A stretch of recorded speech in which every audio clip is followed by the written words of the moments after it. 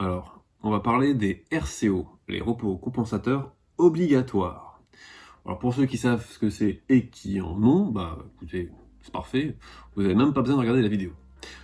Pour ceux qui ne savent pas du tout ce que c'est, ou qui ont entendu parler mais qui sont pas sûrs et qui veulent enfin une explication pour tout bien comprendre, eh ben c'est parti, je vous l'explique assez rapidement.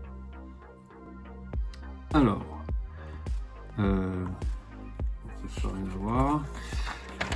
On y va, c'est parti. Donc, un ambulancier est en 35 heures, hein, dans la plupart des cas, donc il fait 151 heures de travail par mois. C'est quoi cette merde? Pour 35 heures par semaine. Comme on le sait dans la réalité par rapport à toutes les vidéos précédentes, on sait que dans la réalité c'est beaucoup plus, il y en a qui font 40, 45, 50, 55, 60, 65, 70, c'est complètement illégal, mais bon, bref. Donc pour trouver une moyenne qui va parler un peu à tout le monde, et pour vous donner après un résultat à peu près significatif pour vous, en termes de chiffres et de repos, et ben on va partir sur une base donc de 50 heures par semaine. Donc, vous faites en moyenne 50 heures de boulot par semaine. Pour le savoir au mois, vous multipliez par 4, ça vous fait 200 heures par mois. Jusque-là, c'est simple. Donc, pour connaître votre nombre d'heures sup dans le mois, bah, vous faites vos 200 heures, vous les retirez à vos heures de base, 151, et donc il vous reste 49 heures sup mensuelles. C'est super simple. Ensuite, pour savoir à l'année, bah, vous multipliez par 12, parce qu'il y a 12 mois dans une année, hein, jusqu'à preuve du contraire. Donc 12 fois 49 heures sup, ça vous fait 588 heures sup annuelles. Ça y est, on a le nombre, 588. Maintenant, ça se complique un petit peu plus. Il faut savoir que par an, en fait, vous pouvez faire jusqu'à 220 heures sup, enfin vous pouvez même faire plus, mais quand vous dépassez les 220 heures sup, c'est là que les RCO entrent en jeu. Donc tout ce qui dépasse de 220 heures, ça vous est dû en RCO.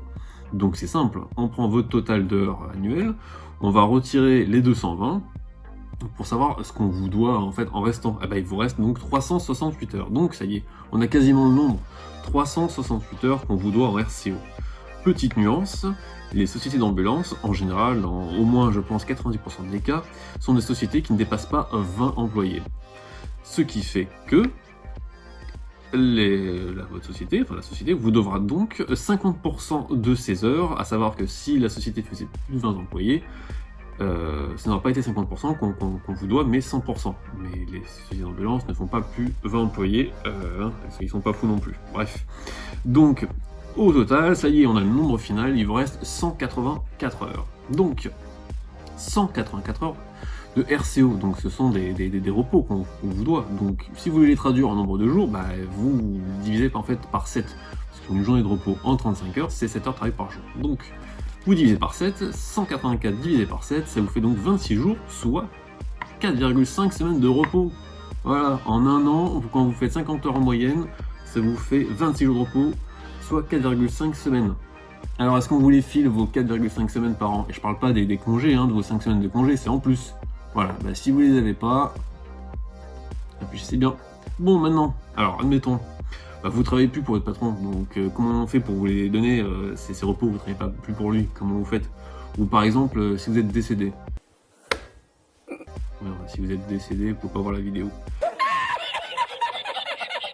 Enfin bref, donc, mais par exemple, l'employé n'est plus dans la société, il est décédé, il est parti, l'argent revient bien à quelqu'un, à sa conjointe, à son conjoint, à lui-même s'il est toujours vivant, bien sûr. Donc, on va calculer ça en termes d'indemnité. Alors, comment on calcule? Ah bah voilà, on arrive à la fin, ça y est. On prend donc les 184 heures, ok, elles sont là. On prend le brut mensuel, alors j'ai mis 1700 euros, c'est un nombre cohérent, hein, à savoir qu'il peut varier un peu à 50 euros près pour un DEA avec un taux horaire de base ou à peine supérieur. 1700 euros brut en fait est un nombre cohérent. Regardez bien sur vos fiches de paye, vous verrez que ce montant est très proche du vote sûrement. S'il est beaucoup plus, bah, tant mieux pour vous, c'est-à-dire que vous avez un très bon taux horaire, et tant mieux pour vous. Donc, ce que vous allez faire, c'est que vous allez en fait prendre votre brut mensuel, qui se trouve sur la fiche de paye, si vous le cherchez, et vous le divisez par le nombre d'heures mensuelles, c'est-à-dire votre contrat, hein, donc on est à 151 heures par mois. Vous allez avoir un nombre, hein, ça fait, je sais plus, 10, 20 euros, je sais plus. Et en fait, vous allez le multiplier, en fait, par le nombre d'heures qu'on avait trouvé tout à l'heure, donc 184 heures, multiplié par ce résultat-là, vous donne 2071 euros. Voilà, 2071 euros. Bah, et franchement, c'est pas mal ça. Vous pouvez imaginer que ça fait 10 ans que vous travaillez pour cette société. Voilà, donc multiplié par 10, 2000, hein, je vous laisse faire, hein, comme j'ai fait tout, si vous trouvez. Qu'est-ce que ça fait? Hop, bah par exemple, ouais, ça peut faire un apport par exemple pour une maison. Vous en faites pas, hein, votre patron, la Merco et la maison, il a déjà lui. Hein.